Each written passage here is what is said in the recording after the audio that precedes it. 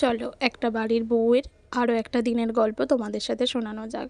সকাল থেকে উঠে রুটি তরকারি সমস্ত কিছু হয়ে গেছে। একজন রুটি খাবে তো একজন মুড়ি, একজন রুটি খাবে তো আর একজন ভাত।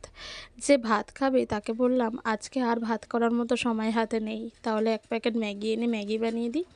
দোকানে গিয়ে দেখলাম ইপি ম্যাগিটাই আছে, তাই 2 প্যাকেট ম্যাগি সিদ্ধ করে এদিকে ডিম সিদ্ধ দিয়ে তাকে খেতে দিয়ে দিলাম। সকাল থেকে উঠে সবাইকে খেতে দিয়েছি গুছিয়ে সাজিয়ে, কিন্তু নিজে আর খাইনি।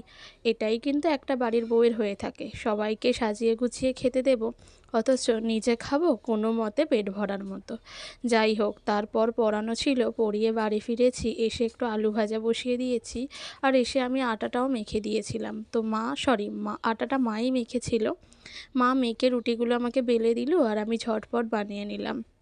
তারপর উত্তরবঙ্গ থেকে আমার এক বোন এই এতগুলো ভুট্টা লেবু সমস্ত কিছু পাঠিয়েছে। আর এই জানালাটা রান্নাঘরের নতুন লাগানো হলো আজকেই।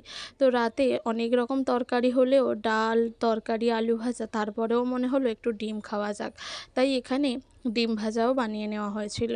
আর রাতের বেলায় একটু ঝড় বৃষ্টি হলো, কারেন্ট চলে গেল। সচরাচর আমাদের এদিকে কারেন্ট যায় না, কিন্তু সেদিন এই দেখলাম একটু বেশি সময়ের জন্যই কারেন্টটা চলে গেল, তাই মোমবাতি জ্বেলেই ক্যান্ডেল লাইট ডিনার